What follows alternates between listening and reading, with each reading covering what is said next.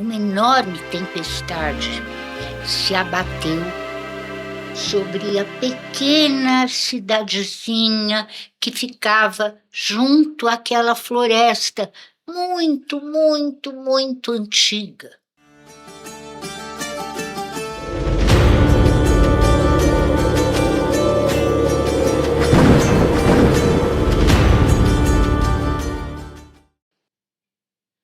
Foi uma tempestade avassaladora. E um raio atingiu uma grande, enorme árvore frondosa, sob a qual os pais de Liette tinham construído a sua casa. Uma casa de madeira, coberta de sapé, muito bonitinha, muito bem arrumadinha. E a Liette tinha só 6 meses de idade. Estava dormindo no bercinho, no quarto dos pais, quando o raio cortou a árvore ao meio. E metade da árvore caiu sobre a casa, destruindo tudo. O milagre é que o galho que chegou mais longe não chegou ao berço da Liette. E ela sobreviveu, enquanto os pais se foram. Os vizinhos, assustados, ouviram aquele estrondo, a casa desabando, alguns viram até, saíram todos correndo para ir lá ver o que fazer, como ajudar. Não tinha muito o que fazer. Os pais estavam mortos e a Liette estava no bercinho dela, assustadíssima, encharcada de chuva, coberta de folhas, tiritando de frio e de medo. E rapidamente, o ancião da cidade, que era o chefe, disse: vamos ter que nos reunir para decidir o destino dessa bebê. Mas aquelas 3 irmãs que viviam sozinhas, um pouco mais para cima, tinha uma colina, assim, elas viviam lá, quase no alto da colina, eram a Magda, a Marie e a Malena, as 3 irmãs. A aldeia toda respeitava muito essas irmãs, porque elas eram muito sábias. Elas sabiam preparar chás e poções, usando as ervas, as plantas, os frutos. Então, todos precisavam dela para curar uma dor de cabeça, uma dor nas costas, na hora de ganhar o filho, para não doer tanto. E a presença delas era sempre um fator calmante, mesmo nas desavenças que aconteciam na aldeia. Por isso, alguns amavam essas irmãs, outros nem tanto. Outros as invejavam, outros tinham medo, as temiam.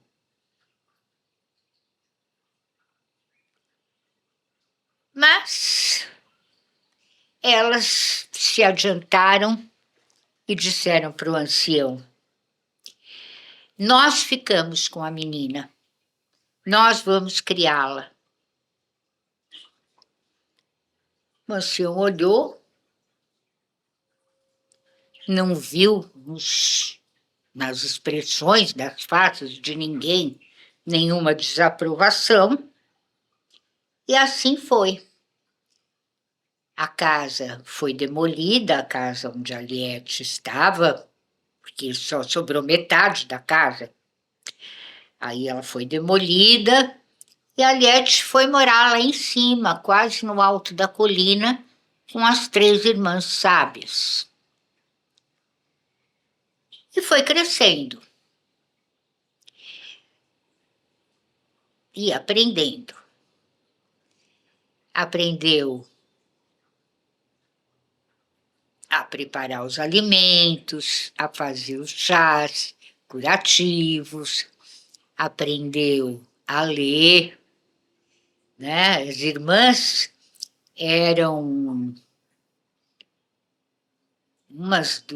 das poucas habitantes daquela aldeia que sabiam ler e escrever, que não era coisa de mulher. Mulher não aprendia a ler e escrever. Aliás, não era coisa do povo, era coisa do conselho, era coisa do ancião, era coisa dos sábios, dos religiosos, dos curandeiros. Mas as três irmãs tinham aprendido, sim, a ler e a escrever. E tinham vários pergaminhos, vários escritos, muito antigos até. E foram ensinando a pequena menina, a filha adotiva das três, também o segredo das letras, o segredo da profundidade dos pensamentos. E assim a vida ia, tranquila. Ali se plantava o que se comia, né? A aldeia era quase autossuficiente, tinha criação de galinhas, de porcos, que forneciam a carne, a proteína necessária, os ovos, né? Tinham hortas, tinham plantações de milho, de cevada, até faziam sua própria cerveja, que naquele tempo se chamava ale. E a vida era mais tranquila. De vez em quando um acidente, de vez em quando alguém mais velho partia, mas nenhum grande dissabor. Por isso aquela tempestade tinha ficado marcada na lembrança de todos os habitantes da aldeia, porque tinha sido trágica. Além de destruir aquela casa que estava sob a árvore que caiu, e destruir a própria árvore, que era uma árvore de sabe-se Deus quantos anos, mas certamente centenária. Além de destruir a casa, a árvore tinha arrasado várias plantações, tinha destruído o abrigo de alguns animais, tinha causado danos nas outras casas, enfim, foi um acontecimento muito grave. Então, estava na memória de todos. Mais adiante, alguns quilômetros à frente, viviam os povos originários, que conviviam bem, se relacionavam bem com aqueles brancos que tinham se instalado há coisa de pouco mais de meio século naquele lugar, naquela floresta, construído aquela aldeia. Era uma caravana que tinha vindo das terras do sul, subindo para o norte, à procura de terras mais férteis e de calor, porque o sul era muito frio. E as pessoas mais velhas quase não resistiam aos invernos rigorosos. Mas quando essas pessoas chegaram lá, acabaram um dia conhecendo esses povos originários, tendo contato com eles.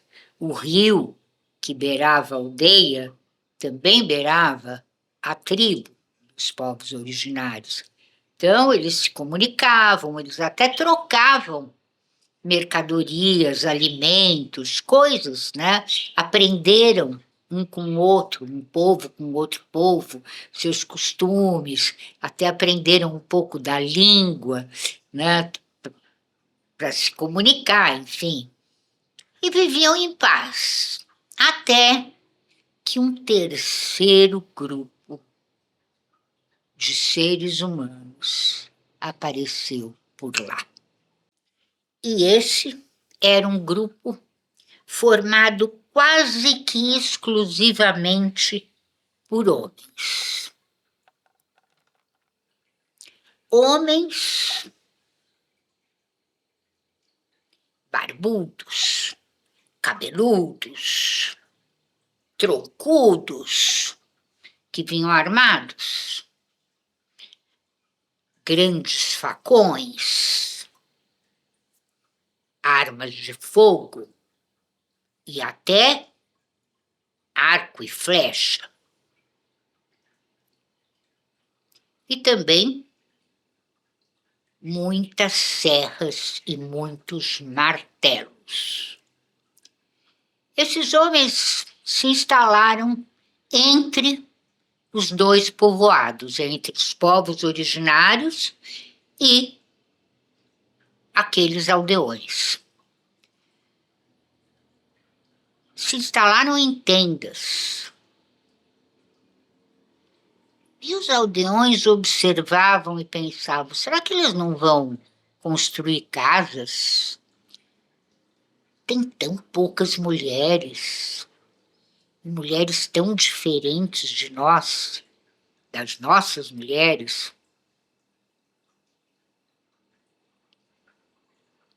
Era um grupo muito estranho.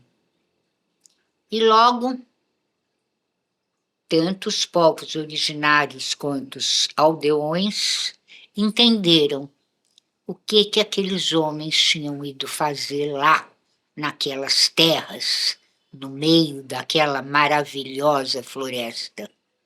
Porque certa manhã eles acordaram com o ruído de grandes árvores sendo tombadas.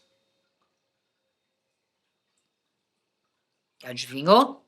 Pois é. Esses homens eram exploradores, eram madeireiros, eram pessoas que tinham ido à floresta apenas para tirar dela o que fosse possível e levar para outro lugar e lucrar com isso e viver disso.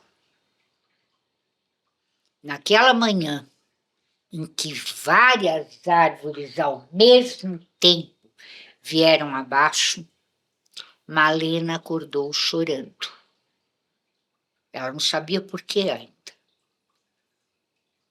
Mas ela ouvira o canto dos pássaros desesperados, os pequenos animais guinchando, fugindo daquela derrubada. Ela ouvira as folhas gritando, os troncos gemendo, com as serras cortando e cortando. Suas irmãs também acordaram assustadas. E a menina,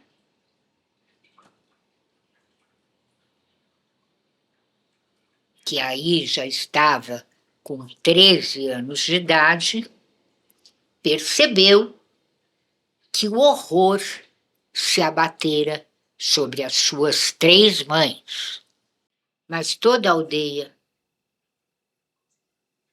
acordou assustada.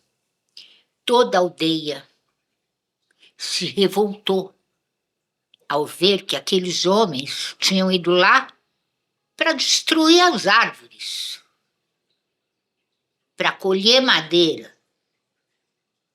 E tinham destruído grande parte, abriram uma enorme clareira no meio da floresta.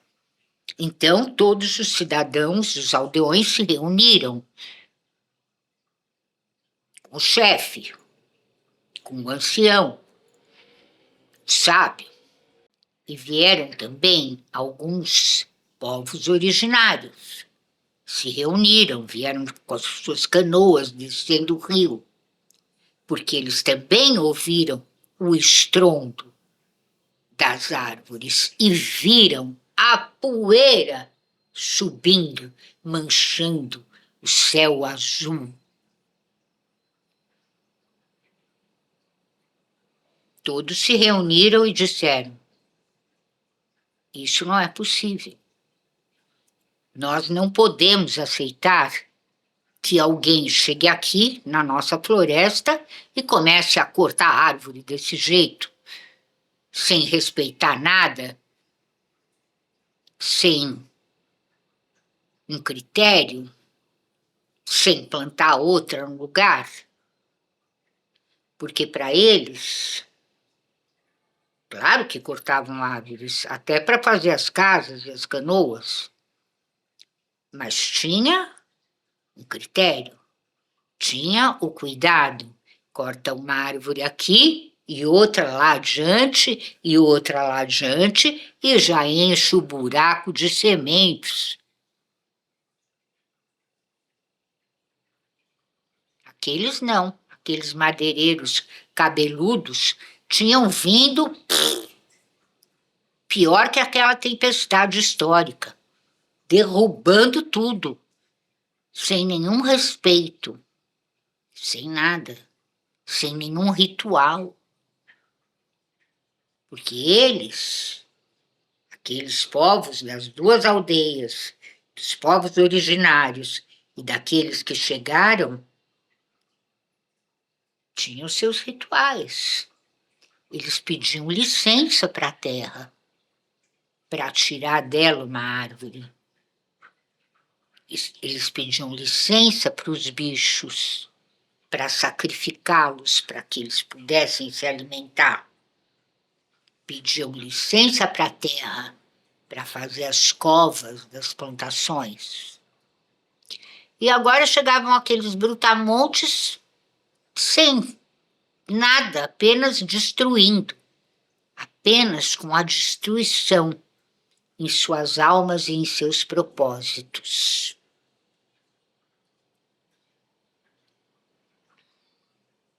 A menina Liette viu as suas mães preocupadas e entendeu muita coisa que até aquele dia em que os madeireiros tombaram tantas árvores ao mesmo tempo, ela nunca percebera. Ela percebeu que as suas mães tinham rituais que visavam preservar a relação entre os seres vivos, a floresta, seres vivos, pessoas e animais, insetos e pássaros e tudo, seres vivos, a floresta, a terra e o céu. Porque elas sabiam que o que está em cima é igual ao que está embaixo, assim na terra como no céu. E elas trabalhavam para isso, para harmonizar tudo. Quando alguma coisa desarmonizava o ambiente. E agora, como resolver a morte de dezenas de árvores centenárias de uma pancada só? Porque foi uma pancada, uma só. E lá estavam aqueles homens brutamontes barbudos serrando os galhos das árvores que eles tinham derrubado, serrando, fazendo toras e rodelas enormes de madeira e armazenando em grandes carroças puxadas por burros. Eles tinham ido lá roubar a floresta. Quem autorizou? Quem disse que um ser humano pode chegar e ir destruindo uma floresta desse jeito? Os aldeões estavam revoltados. Mas o que eles podiam fazer? Eles não eram guerreiros. Eles nem tinham armas, nem nada. Iam lá brigar com os madeireiros, tentar expulsar os madeireiros. Como? E se eles crescessem, os madeireiros? E se viessem outros? E se começassem a derrubar outras clareiras, abrir outras clareiras, derrubando outras árvores centenárias? O que aconteceria? A Malena disse. Aconteceria que todo esse país sofreria as consequências dessa destruição. Como assim todo o país? Perguntou a menina Liette. E aquela mãe respondeu: porque essas árvores respiram e elas exalam umidade. Essa umidade sobe, se condensa, forma nuvens e forma os rios aéreos, que a gente não vê a olho nu, mas eles estão no firmamento, em formas de gotas d'água, que se deslocam com os ventos e levam a umidade para outros lugares mais secos, ainda que não mais quentes. Para o sul, por exemplo, de onde nós viemos, se os madeireiros destruírem uma parte grande, pequena já faz diferença, mas grande, dessa floresta, o que vai ser dos rios aéreos? E o que vai ser do povo lá embaixo, ou aqui em cima, quando não receber mais essa umidade para regular o seu clima?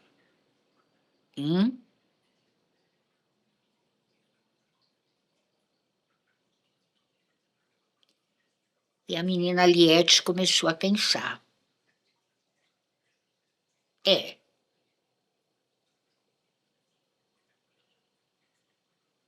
ninguém tem o direito de fazer isso,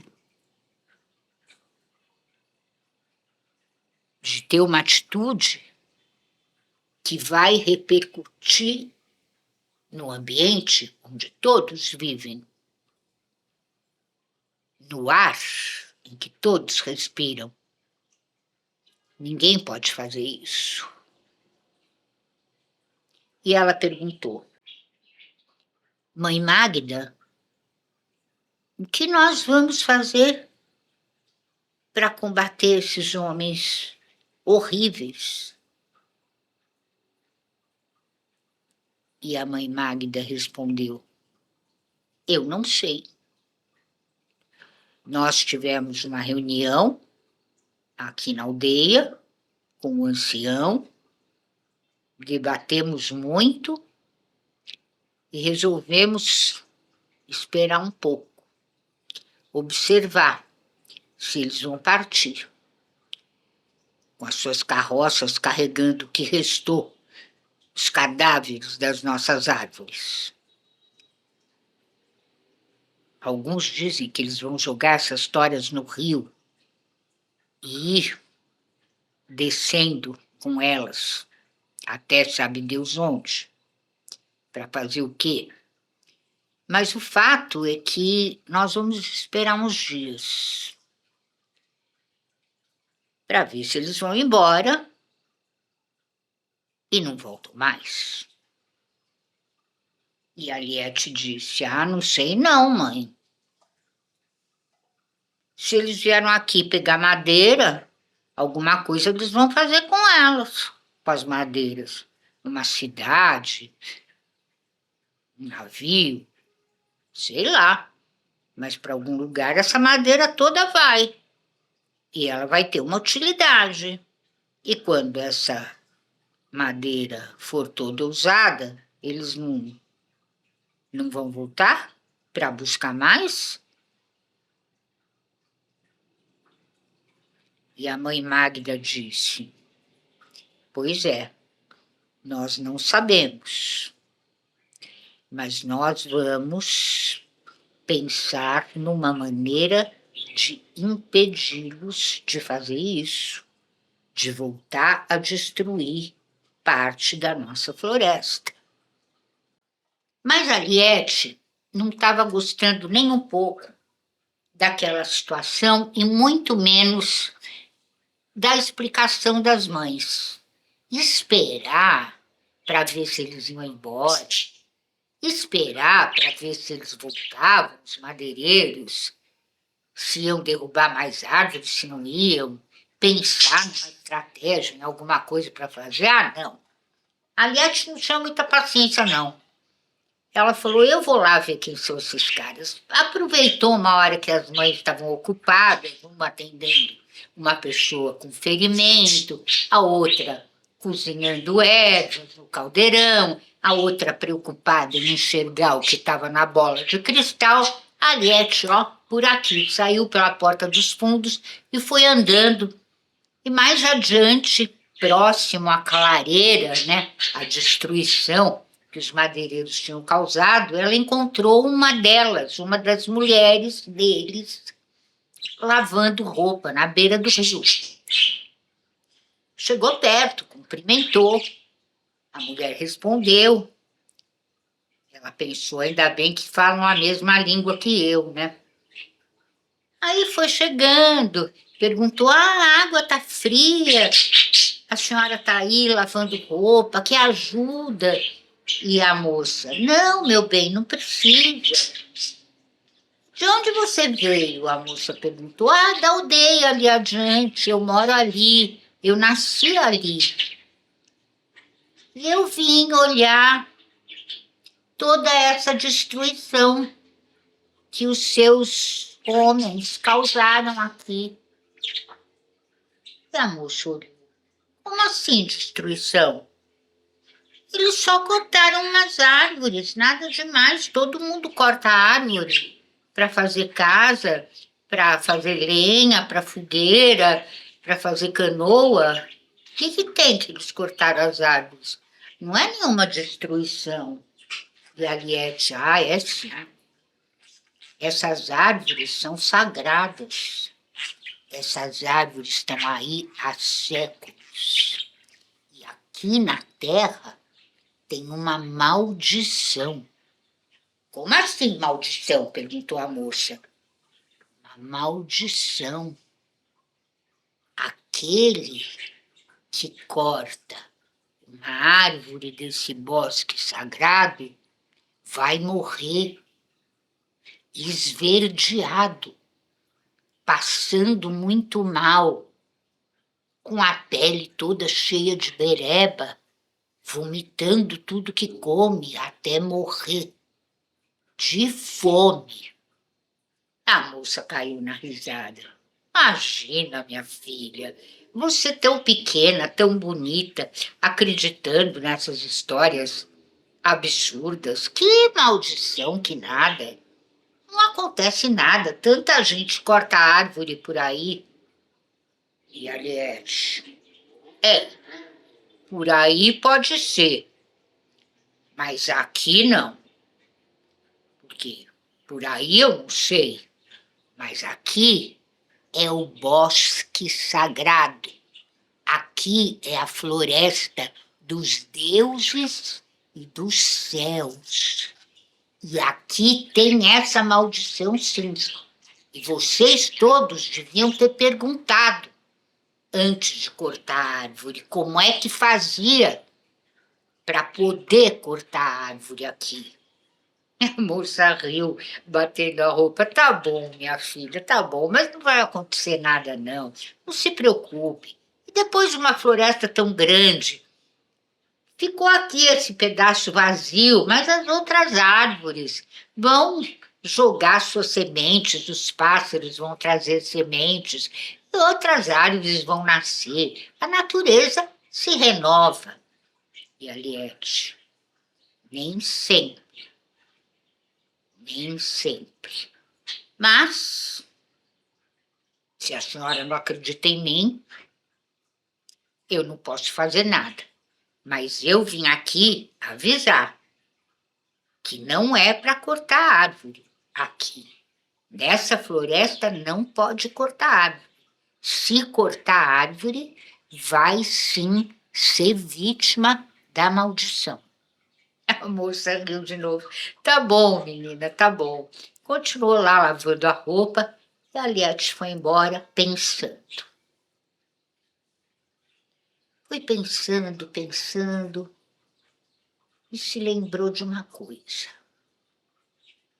As mães dela tinham um armário cheio de poções, mas tinha também um veneno que as mães preparavam para usar nas plantas, que matava as pragas das plantas.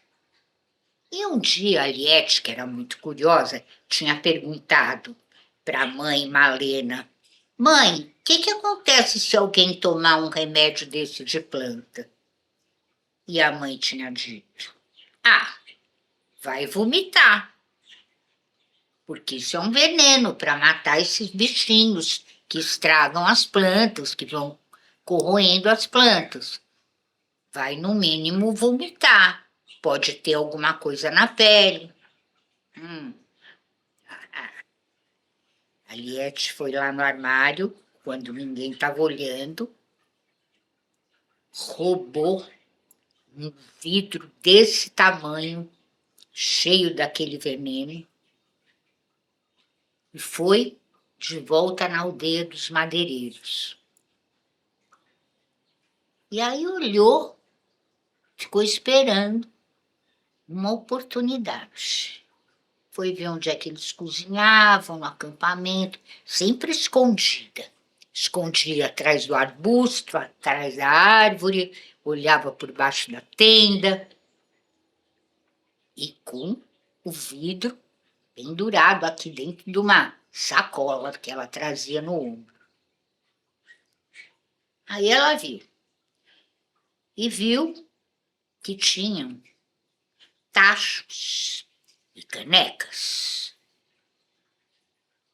E ela falou: canecas, eles vão beber alguma coisa nessa caneca. Será que é água? Se for água, não posso pôr o veneno, porque eles vão sentir o gosto. O que eu vou fazer? Ficou esperando. Aí viu uma das moças chegar com um jarro grande e despejar nas canecas um líquido amarelo. Aí a moça pegou o jarro, colocou lá, num canto, na tenda. A Liette se arrastou, foi lá, provou um pouquinho. Isso parece cerveja. Se eu misturar o veneno aqui, não vai acontecer nada, eles não vão perceber. Esperou, tal, as moças não saíam dali, estavam cozinhando, a outra ia, voltava, mas num momento qualquer, a Liette teve uma ideia. Foi lá fora, pegou 2 pedras, fez um foguinho no graveto que ela encontrou ali de uma das árvores caídas, que estava bem seco, e botou fogo numa das árvores. O fogo foi rapidamente queimando tudo, que as árvores já tinham secado. E a Liette saiu correndo, se escondeu numa tenda e gritou: fogo! Todo mundo se agitou, saíram correndo, todo mundo saiu das tendas, tal. A Liette foi lá e pau, pau, pau, principal. Despejou um pouquinho de veneno em cada caneca de cerveja. Bom, os homens, como era de se esperar, num minuto dominaram aquele fogo. Jogaram panos, coisas, a terra, água e acabaram com o fogo num minuto. Mas quando eles acabaram com o fogo, a Aliette já estava longe, já estava quase chegando em casa. E aí eles foram de volta para a tenda, aliviados. Tudo que eles queriam era o quê? Um bom gole de cerveja, estava todo mundo sedento, cheio de fuligem, as mãos, o rosto, tudo sujo, tinham respirado fumaça. E tomaram a cerveja batizada pela Aliette. No dia seguinte, amanheceram todos empipocados e vomitando. E a moça que tinha conversado com a Aliette começou a gritar: é a praga, é a praga, é a maldição. E o chefe dos madeireiros: que isso, menina? Que maldição é essa? A gente comeu alguma coisa que fez mal, só isso. Não, ontem veio aqui uma mocinha e ela me disse que não pode cortar árvore nessa floresta, que essa floresta é sagrada, é centenária e que tem uma maldição que diz que quem cortar uma dessas árvores vai amanhecer no dia seguinte, como vocês estão agora, empipocados e verdes e passando mal e vomitando. Vocês vão morrer da maldição. E o que vai ser da gente? Nós vamos ficar aqui sozinhas? Como que a gente vai voltar para o nosso lugar sem vocês? E um deles, que estava passando muito mal, ainda riu. Não existe maldição nenhuma. Nós não vamos morrer. A gente comeu alguma coisa que fez mal. E as mulheres, apavoradas. Uma delas, que também tinha tomado cerveja, também amanheceu desse jeito. E a verdade é que os homens não acreditavam muito em maldição. Mas acabaram indo embora, melhoraram. Um ficou bem doente, levou uns dias para melhorar, outro foi melhorando mais rápido. Melhoraram, arrumaram as carroças, se pirulitaram. E no caminho, o chefe deles, dos madeireiros, ia pensando: se precisar de mais madeira, é melhor a gente ir, por via das dúvidas, em outra floresta, porque essa aqui parece que faz mal mesmo. Este é o seu programa As Bruxas. Todas as terças, às 20h, aqui na sua janela da Paulista e na sua TV Paradise, é claro. Eu sou Isabel Fonde Vasconcelos Caetano e estou sempre aqui com você, te contando alguma história de alguma bruxa poderosa. Tá bom?